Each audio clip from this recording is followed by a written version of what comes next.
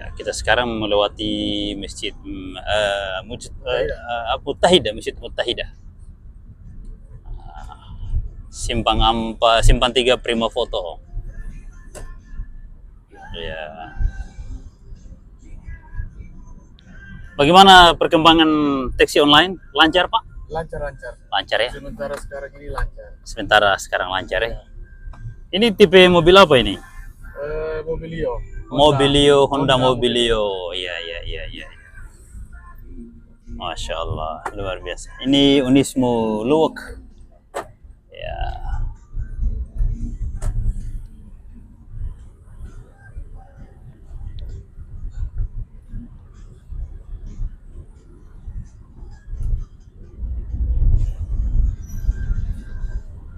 Jadi semua perjalanan kita simpan di YouTube untuk menjadi kenangan pribadi dan juga bagi orang lain yang ingin menyaksikan perjalanan kita. Karena di perjalanan itu ada keindahan alam, Iya, ya kan? biasanya tidak diambil juga ya. Iya, ada hal-hal yang perlu diingat kembali, baik itu sebagai kenangan atau sebagai pelajaran. Oh gitu. Iya. Ataupun itu ya siapa tahu rezeki itu. Iya, termasuk misalnya kita bisa mengenang ada orang-orang penting yang kita temukan di jalan. Nah itu kita kenang ya, sekitar tanggal berapa pertemuan itu terjadi. Nah, bisa dilihat ya. Nah, bisa dilihat. Macam tadi malam saya ketemu dengan satu orang tua yang punya perjalanan hidup yang cukup menarik. Dia pernah hidup sendirian di Surabaya ketinggalan kapal. Saat itu mereka perjalanan mau pergi merantau di Singapura mungkin atau di Tawau, Malaysia. Iya. Nah, mungkin ke Singapura kemungkinan itu atau ke daerah Tanjung Pinang. Masih perahu layar tahun 70-an. Ketika mereka mampir di Surabaya, dia dengan teman-temannya makan jagung bakar di pesisir pantai lah begitu atau di tempat hiburan, tempat wisata malam.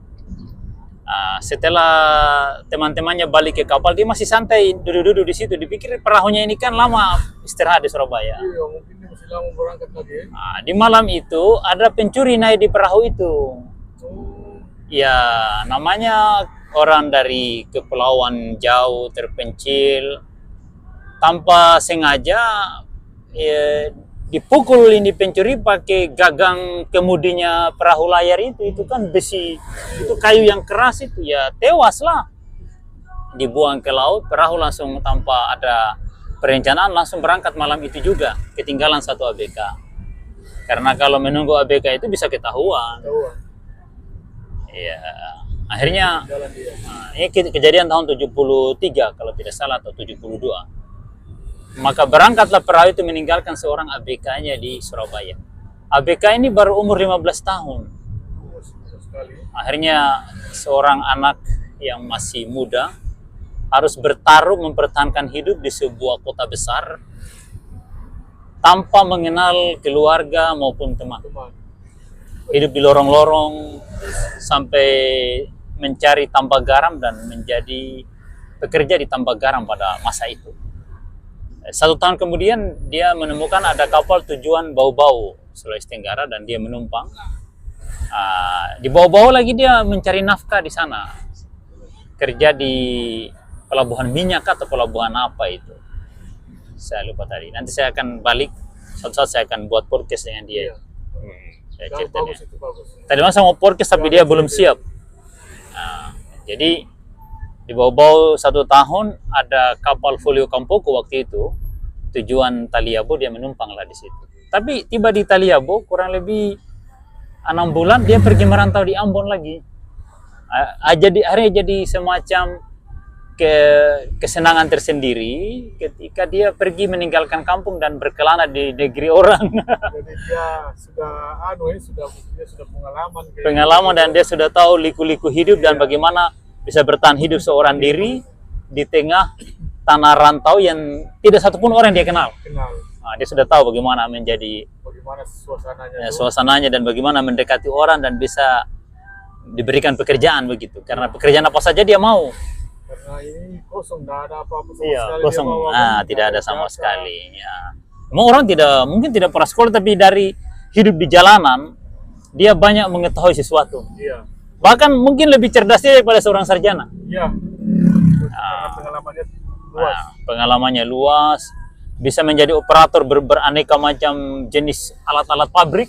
Oh, Iya, termasuk alat berat, dia tahu bawa alat berat dari pengembaraan. dari pengalamannya. Iya, pengalamannya merantau itu. Saya ambil nomor kontaknya tadi untuk janjian mau bikin podcast. Luar biasa dia. Iya. Beliau menetap di Desa Holbota, Talebo Barat. Sekarang ini. Iya, sekarang ini, dan dia punya pohon kelapa yang cukup banyak, dan areal perkebunan kelapanya itu menjadi salah satu pilihan pembangunan bandar udara di Kabupaten Pulau Taliabu. Ya, dia minta ganti rugi kurang lebih 10 miliar kalau mau digunakan areal itu. Kalau tidak jangan. Dia anak-anaknya sudah banyak yang berhasil. Ya, rata-rata jadi pegawai, ada yang jadi istrinya pegawai, ada yang Kalau rezeki, kalau Iya. memang dia suar lela dari memang dari dia. ya. Cuma Pai Tua ini istrinya orang Banggai. Oh, Bang. Mamanya orang Banggai, mamanya orang Bangkai, marga besar di sini juga, marga Muit. Bangkit. Iya, Bangkai Bangke, Kepulauan. iya marga Muit, Muit ya. Tahu juga marga, tahu marga itu ya. Oh, saya pernah dengar ya. Nah, marga Muit itu makanya banyak keluarganya di Sulawesi Tengah, marga Muit. Oh, sekarang posisinya dia sekarang menetap di Taliabo ya. Ya, cuma saat ini tadi dia bawa dia punya kopra dan mau mampir di Mondono, ada keluarganya di Mondono. Banyak keluarga besarnya di sini. Iya, Di Banggai ini banyak sekali keluarga besar mereka. Sampai di Palu banyak. Kalau tidak salah dengar tadi, kepala desa di Mamboro keluarganya kalau tidak salah tadi. Atau kepala apa tadi ini? Kepala desa atau kepala dusun nih tadi ini? Di Mamboro. Tokoh masyarakat lah di Mamboro. Nah, banyak keluarga besarnya tersebar di berbagai tempat di Sulawesi. Ya. Di Taliabu hari ini Pak yang sukses itu orang petani kelapa. Kelapa ya. Kalau cengkeh sekarang gagal. Kelapa ya. Iya, petani cengkeh sekarang kasihan, ya Allah, menyesal mereka. Cengkeh itu ternyata 40 tahun tidak produksi. Makanya jangan terpancing kalau ada keluarga mau tanam cengkeh, larang dari tempo. Maksudnya dia 40 tahun ya. 40 tahun harus peremajaan. Sementara orang menanam di usia muda, 40 tahun kemudian itu kan sudah tua. Setua ya. Anak-anaknya tidak mungkin mengikuti jejak yang sama. Akhirnya harta yang begitu banyak diperjuangkan dengan jerih payah, waktu, tenaga, dan biaya begitu besar, tidak bisa diwarisi. Iya. Kalaupun bisa tidak maksimal. Tidak maksimal. Ya, tapi memang kita orang hidup ini jangan terlalu banyak mengharap warisan memang. Iya. Itulah pentingnya pendidikan. Itulah pentingnya mencari pengalaman. Jadi bagusnya kelapa memang ya. Itu Nah, memang tapi kalau kelapa itu memang tahun dia. ratusan tahun. Iya, dan peremajaannya mudah. Masih bisa dapat dari cucu-cucu dapat semua. Iya. Dan buah kelapa yang berjatuhan di bawah pohon itu berpotensi hidup sendiri. Ya, betul. Berpotensi hidup sendiri tanpa perlu kita melakukan perlakuan khusus. Iya. Tapi kalau cengkeh, walaupun dia hidup sendiri, harus ada perlakuan khusus. Kita harus pindahkan, kita harus atur baik-baik. Tapi kalau kelapa begitu dia mulai tumbuh, udah yang tua itu ditumbang saja. Kita tunggu yang muda lagi, tunas-tunas muda yang hidup sendiri. Ya. Makanya saya andai kata ada dapat lokasi di sini untuk kebun kelapa, saya mau cari lokasi buat tanam kelapa. Iya, kelapa memang. Ya, artinya walaupun di usia kita ini tidak akan dinikmati lagi, ataupun kita nikmati tidak akan lama, tapi ada yang jejak yang kita tinggalkan sama anak-anaknya kita nanti. Begitu. Memang kalau petani kelapa rata-rata memang kebanyakan orang sukses. Ya, sukses lah. Iya, begitu. Itu penting sekali.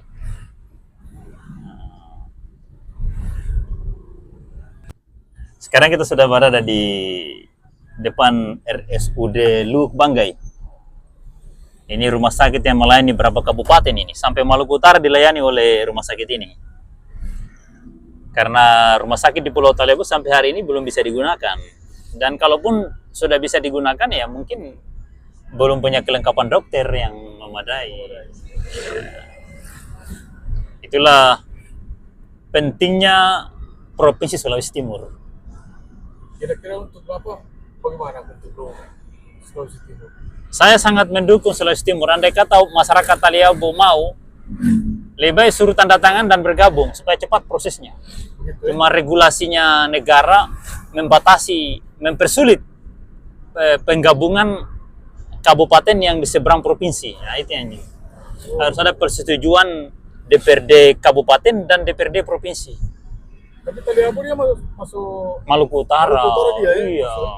Di perbatasan Maluku Utara Sulawesi Tengah. Sulawesi Tengah ya. Iya, dia perbatasan dia. Iya, sama dengan apa ya? Pendolo. Dulu, tapi masih dekat kemari dia. Iya, Ke di Maluku ya. iya lebih dekat kan perbatasan. Iya. Makanya hasil kebunnya, hasil kelautannya dijual di Luwuk. Iya, rata-rata lah kemari semua. Nah, sama dengan orang di Entikong Kalimantan atau di daerah Tarakan Kalimantan Timur. Ya dagangnya dengan Malaysia walaupun beda negara. Ya yang dekat itu. Tidak mungkin pergi belanja di Palu atau di Makassar. Menurut Bapak, apa kalau ini sudah memang bisa jadi Sultim atau bagaimana? Kalau Sangat bisa, sangat layak. Lihatnya dari segi ekonomi, Luwuk ini maju. Kemudian dari segi sumber daya manusia, sangat maju. Ya, segala fasilitas sudah terpenuhi untuk menjadi sebuah provinsi. Dan Sulawesi ini sangat besar. Sangat besar. Jadi satu negara pun layak, apalagi yang sekedar sebuah provinsi. Kalau saya cuma satu, Pak, yang Iya. belum bisa maksudnya ini. Jalan raya, jalan rayanya ini. Karena Iya. kita jalan ini kan cuman jalan utamanya cuma satu poros. Oh, jalan raya ini tidak ada jalan alternatif maksudnya untuk masuk lewat. Kalau untuk dari provinsi kan jalannya kan kurang lebih harus lebar lah istilahnya. Jadi begini, pemekaran daerah bertujuan untuk pengembangan infrastruktur. Ketika dia jadi provinsi, maka APBD-nya bertambah. Maka bisa dibangun jalan layang lewat pesisir pantai, lewat pegunungan. Oh begitu ya? Iya, jadi dengan pengembangan pemekaran daerah itu, infrastruktur juga ikut. Ya, karena ada penambahan APBD provinsi namanya. Oh begitu ya? APBD Jadi provinsi. bertambah ya? Anggaran bertambah. Sekarang kan hanya anggaran kabupaten yang masuk ini. Bukan anggaran provinsi masuk Palu. Dari kepala semua. Dari Palu semua. Lah bagaimana supaya pendapatan negara APBN itu masuk menjadi provinsi Sultim, ya harus pemekaran Sultim. Begitu. Makanya Sultim harus dipercepat untuk satu, untuk pengembangan infrastruktur, kedua untuk kesejahteraan masyarakat. Ya, memang negeri ini, Indonesia ini sebenarnya kalau kita mau jujur, ini negeri yang sangat kaya raya. Andai kata pemerintah ini mau kerja yang jujur, kekayaan alam kita ini dari hasil tambang saja, tidak usah hitung sawit dan logging dan potensi etos kerja masyarakat yang begini luar biasa. Hanya tambang saja, setiap penduduk itu punya hak 20 juta per bulan. Dari kekayaan negara yang bersumber dari tambang saja, belum sumber-sumber lain. Baru tambang saja. Kalau Bapak terima 20 juta per bulan, kira-kira Bapak tidak mau taksi maksim lagi? Hah? Saya untuk saya tetap maksim jalan. Hiburan. Karena begini Pak, kalau kita diam di rumah, Ya, bosan penyakit juga. itu, penyakit itu Iya, timbul tambah. Dan taksi online ini hiburan juga. Hiburan, hobi juga. Saya sendiri ini ada minat ini membuat taksi online, tapi banyak pekerjaan juga di rumah.